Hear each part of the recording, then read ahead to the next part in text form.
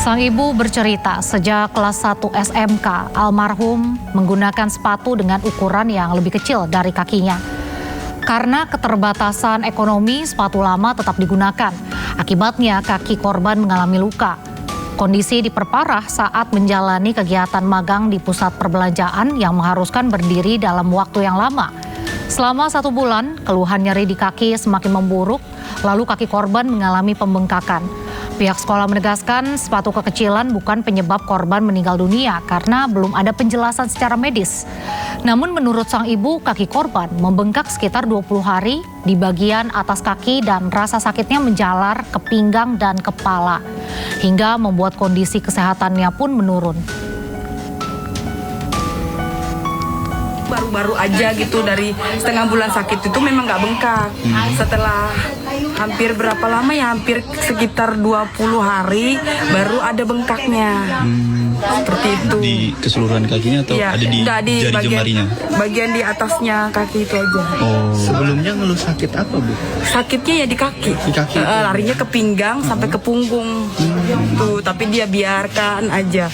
Terus sampai dibawa urut, bilangnya agak lumayan sudah enak, cuman kakinya yang agak sakit banget. Dan kalau dengar informasinya juga almarhum saat itu juga aktivitasnya Lagi magang. Iya. Lagi magang, terus di Ramayana dia berdiri terus, nggak ada ininya, opnya, ibaratnya kalau waktu istirahat baru dia duduk. Itu memperparah keadaan kakinya. Itu dia juga nggak berbicara apa-apa, cuma dia tahanin aja sampai pulang baru dia bilang, mama kakiku sakit banget. Itu di hari keberapa sebelum berpulang? Pas dia bengkak itu pas sudah sebelum 1 harinya lah sebelum dia meninggal. Sementara itu, pihak sekolah mengupload keterangan kronologis kejadian. Sekolah berusaha memberi bantuan berupa menanggung biaya pemandian, pengafanan dan penguburan serta membantu penyediaan ambulans. Pihak sekolah mengimbau tanpa ada diagnosa medis yang lengkap, maka sepatu tidak dapat disebut sebagai penyebab kematian karena belum terbukti. Korban baru mengeluhkan soal sepatu ke pihak sekolah pada kunjungan kedua di hari Kamis. 23 April 2026, sekolah selalu merespons setiap kali ada permintaan bantuan, baik bantuan uang, menyalurkan zakat, membantu mengaktifkan BPJS, hingga merencanakan pembelian sepatu dan bantuan medis. Sayangnya, hingga kunjungan sekolah pada 1 Mei 2026, korban belum pernah dibawa ke layanan kesehatan, sehingga penyebab pasti kondisi korban belum diketahui secara medis.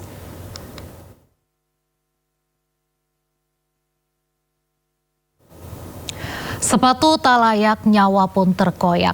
Kematian seorang siswa SMK di Samarinda menjadi alarm keras bagi sistem pendidikan dan perlindungan anak di Indonesia. Remaja berusia 16 tahun tersebut diduga mengalami pembengkakan kaki setelah lama menggunakan sepatu yang tidak sesuai ukuran di tengah keterbatasan ekonomi keluarga. Kondisinya menurun sejak awal April hingga meninggal dunia pada 24 April 2026. Meski pihak sekolah mengaku telah melakukan pendampingan dan upaya bantuan. Ini bukan hanya tentang satu keluarga yang berduka, tapi tentang banyak mata yang mungkin tak cukup peka untuk melihat tanda-tanda hingga akhirnya berujung hilangnya nyawa. Dan untuk membahasnya lebih lanjut telah bergabung bersama kami pengamat kebijakan publik Trubus Rahadiansyah. Ya, Pak Trubus, bagaimana Pak Trubus melihat kasus ini? Apa memang murni persoalan kesehatan atau adanya kegagalan sistem, Pak? Saya sih melihat kalau kesehatan hanyalah ini, Mbak, dampak dari satu kebijakan ya, karena memang ini sistem yang selama ini terkait dengan penanganan ya anak-anak kategori mengalami kerentanan sosial itu relatif minim, Mbak. Itu jadi pemerintah ini relatif minim memberikan atensi kepada yang namanya anak-anak yang dikategorikan sebagai mengalami kerentanan sosial gitu loh. Itu yang harus dipahami. Nah, yang kedua, saya melihat memang ya ini persoalan sepatu itu hanya entry point, Mbak. Tetapi persoalan yang lebih besar dari itu adalah bagaimana pemerintah daerah dalam ini termasuk sekolah, karena kan yang bersangkutan ini sebenarnya anak yatim kan yang harusnya menerima bansos, Mbak. Ini menerima bansos, tapi yang bersangkutan kan tidak. Nah, ini kan ada sesuatu yang menurut saya perlu diinvestigasi ya, sesungguhnya apa yang menjadi penyebab ini kok tidak menerima bansos. jangan-jangan secara secara aturan dia sudah nerima, tetapi ternyata kenyataannya tidak gitu. Artinya di atas kertas menerima, tapi dalam praktek kan banyak sekali Mbak ada penyimpangan-penyimpangan di lapangan itu. Nah ini yang menurut saya perlu semacam investigasi sekaligus untuk mengevaluasi sesungguhnya apa yang dialami oleh anak-anak yang kategori rentan secara sosial.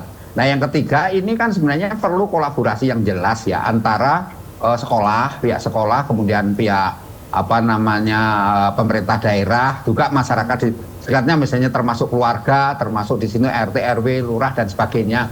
Di mana kemudian ini tidak perlu saling menutupi bahwa memang ada kegagalan di dalam soal memberikan ini tidak hanya perhatian tapi memberikan bantuan, Mbak. Ini kan pendampingan yang dikatakan sekolah itu sebenarnya kan masih sumir juga, artinya kok pendampingannya yang dilaporkan hanya ketika yang bersangkutan meninggal atau yang bersangkutan sudah dalam posisi sudah tidak bernyawa lah katakanlah seperti itu, baru ada informasi seperti itu. Tetapi sebab-sebab dari adanya misalnya sepatu kekecilan yang sejak awal diderita oleh yang bersangkutan itu tidak pernah mendapatkan perhatian. Apa sih susahnya membelikan itu atau mengadakan? Kalau memang sekolah menyatakan seperti yang diinformasikan itu, ya sekolah mengatakan selalu menerima keluhan-keluhan, komplain dari para keluarga, artinya anak-anak sekolah termasuk keluarganya, dan direspon dan diberikan bantuan, saya rasa ini perlu dibuka secara terang benderang, Mbak. Karena apa? Jangan-jangan ini hanya merupakan ini aja saya sih melihat seperti ini aja satu alibi, Mbak, alibi dari transparan di dalam persoalan bantuan-bantuan yang selama ini sudah digelontorkan oleh pemerintah pusat gitu loh, Mbak. Ini kan hal-hal yang penting. Kemudian yang menurut saya ini kan kalau cuman konteksnya alat-alat sekolah seperti yang terjadi di tempat lain di NTT juga, itu lebih kepada ini, Mbak, sebenarnya bagaimana kita menginventarisasi termasuk orang tua, keluarga, dan di dalam ini juga ada RT, RW termasuk lurah juga, tokoh-tokoh masyarakat di situ. Ketika ada hal-hal yang mencurigakan atau yang tidak masuk akal lah katakanlah seperti itu kan harusnya segera menanyakan kepada keluarga seperti apa, bagaimana, dan ini apalagi anak ini kondisinya magang kan.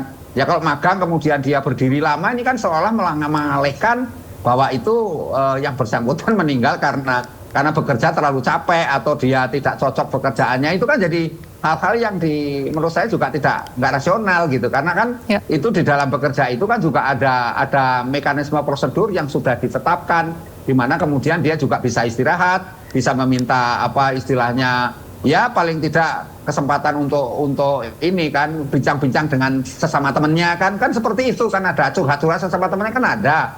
Nah, karena itu dalam hal ini persoalan-persoalan kerentanan sosial pada anak-anak ini saya lihat jangan dipandang sifatnya jangka sempit dan jangka pendek gitu loh, Mbak. Tapi ini sesuatu yang harus diselesaikan karena ini kan seperti fenomena gunung es, Mbak. Jangan-jangan ini di bawahnya masih banyak sekali persoalan-persoalan lebih ini lagi. Kadang-kadang masyarakat nggak mau ngomong, atau kalau mau ngomong juga ketakut, atau ada pihak-pihak tertentu yang sengaja menutupi, atau juga tidak mau pihak-pihak lain merasa disalahkan. Akhirnya kan seperti ini seolah-olah seperti lempar tanggung jawab, Mbak. Lempar ke sana, lempar ke sini. Oh ya alasannya karena sepatu yang kecil. Oh alasannya di sini karena pihak sekolah sudah melakukan pendampingan. Oh ini karena anaknya sendiri kemudian magang. Ini kan sesuatu yang menurut saya jadi seperti lingkaran setan, Mbak. Yang sesungguhnya yang terjadi ya ada ketidakjelasan, ketidaktransparanan dan ketidakakuntabilitasnya itu sendiri yang menurut saya perlu dievaluasi, begitu Mbak Kandarma. Ya, Pak Trubus, apakah dengan adanya kasus seperti ini, program bantuan seperti PIP, BOS atau PKH ini menunjukkan belum tepat sasaran dan menunjukkan juga lemahnya data dan juga distribusi bantuan sosial nih Pak? Iya, itu salah satu persoalan klasik sejak istilahnya pemerintah menggelontorkan persoalan bantuan sosial, Pak. Nah, bansos-bansos itu entah itu PKH, entah itu bantuan PIP, entah itu bantuan berupa sembako juga diantaranya. Itu saya melihat memang semuanya seperti ini, Mbak. Di lapangan itu ya bukan hanya tidak tepat sasaran, tapi seperti ada permainan juga, Mbak. Jadi mereka-mereka yang punya akses kepada penguasa itu, penguasanya itu entah siapa-siapa yang berkuasa di situ, entah RT RW ataupun lurah ataupun siapa atau camat atau pokoknya yang punya ini akses atau kepala sekolah. Biasanya mereka jauh lebih ini kan, lebih mendapatkan ya bantuan secara cepat dan cukup memadai gitu. Tapi bagi mereka yang tidak punya akses, Mbak, itu lebih sulit lagi. Kadang-kadang lebih parah lagi kalau di daerah itu karena mereka bukan pendukung salah satu pejabat yang istilahnya kepala daerah yang terpilih, maka kemudian dia dalam posisi seperti termarginalkan, Mbak. Tidak pernah suara-suaranya didengar. Tidak juga kita menyediakan, kalaupun ada aplikasi, katakanlah aplikasi aduan, katakanlah seperti itu. Aduan itu juga nggak pernah ditindaklanjuti, Mbak. Kadang-kadang ya semacam EGP lah emang gue pikirin. Dan ini hal-hal yang banyak terjadi di dalam pelayanan publik di Indonesia. Nah, karena itulah menurut saya perlulah pemerintah sekarang memastikan lagi terkait dengan ketepatan. Kita sudah banyak mengadopsi dulu namanya DTKS, data kesejahteraan sosial. Sekarang sudah menjadi data SEN ya, sensus ekonomi nasional. Nah, ini kan sudah mengindikasikan sebenarnya upaya-upaya pemerintah sudah ini cukup baik lah, katakanlah cukup progresif. Nah, tetapi kan persoalannya masih banyak kita jumpai juga yang istilahnya luput dari perhatian. Seperti yang mengalami kerentanan sosial ini kan luput dari perhatian, atau memang ada pihak tertentu yang menutupi itu semua. Nah, ini kan sesuatu yang saya katakan perlu ada investigasi. Ya, agar apa? Agar yang namanya bantuan-bantuan itu sampai ke pihak-pihak yang memang membutuhkan atau pihak-pihak yang seharusnya menerima. Nah, persoalan pada kasus ini kasus yang sekarang kita bicarakan ini, yang sepatunya kekecilan itu kan sebenarnya dia menerima haknya sebagai orang yang menerima bansos lah, katakanlah gitu. Tapi kan kenyataannya tidak. Berarti kan selama ini dia tidak pernah didata, tidak pernah ada laporan yang melaporkan juga, tidak ada juga semacam survei ataupun satu observasi, pendataan yang akurat, gitu kan menjadi problem toh, Mbak. Artinya nih kita patut juga mencurigai ada persoalan apa di situ, persoalan data, ataukah memang kalau lihat dia yatimnya sudah lama, Mbak, berarti kan ini sudah lama. Artinya sebagai pihak yang menerima kan kita kategorinya kan miskin ada 3, Mbak. Ada menuju miskin, yang kedua miskin, yang ketiganya miskin ekstrem. Nah, kalau kategorinya memang miskin ekstrem, misalnya miskinnya miskin ekstrem karena sekolah juga nggak mampu, membeli sepatu nggak mampu, berarti kan kategori miskin ekstrem, Pak, bukan miskin lagi. Nah, berarti kan harus saja mendapatkan perhatian yang lebih gitu loh, Mbak, mendapatkan satu atensi yang lebih dan pendampingan juga lebih juga gitu loh, sehingga siapa sih yang mau dalam kondisi seperti sekarang istilah menderita terus menerus? Ya dia si anak ini mengalami kekecewaan, Mbak, marah barangkali. Yang terjadi di NTT sampai bunuh diri itu juga karena apa? Karena frustasi, Mbak, dengan kondisi yang dia alami, tapi tidak ada perhatian dari ini, dan sudah berkali-kali mungkin menyampaikan. Kita nggak tahu kalau yang di NTT kan memang menulis surat ya kan, menulis tulisan lah yang sehingga itu diketahui. Tapi kalau yang ini kan mungkin dia pernah curhat, pernah sesuatu, cuman ibunya nggak mau menyampaikan secara terbuka. Mungkin ada tempat temannya yang dipakai untuk curhat, bisa saja kalau diinvestigasi ketahuan, Mbak, siapa-siapa yang sesungguhnya bertanggung jawab atas kasus ini, atau setidaknya mengetahui kenapa dia sampai meninggal dalam posisi sepatu yang kecil tadi gitu loh, Mbak. Ya. Baik, seperti yang Pak Trubus tadi katakan juga, ini bukan kasus yang pertama. Sebelumnya juga ada adat di Kabupaten Duga, NTT, yang diduga gantung diri karena tidak bisa membeli buku dan alat tulis. Pencairan PIP di kecamatan yang berbeda membuat ibunya perlu waktu untuk mengambil dan mengantarnya. Sementara sang anak yang dititipkan di rumah neneknya merasakan penderitaan kelaparan dan sedih mendalam, tak mampu memiliki buku dan alat tulis.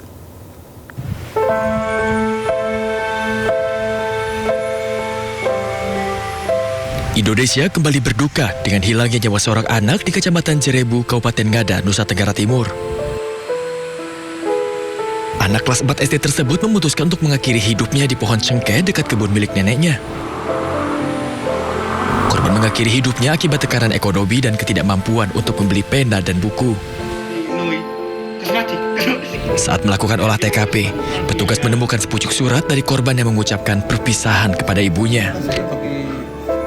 Kalau keseharian yang kami tahu di tetangga, ini anak ini tidak tahu lagi, mungkin dia juga terasa beban hidup terlalu tinggi karena tiap hari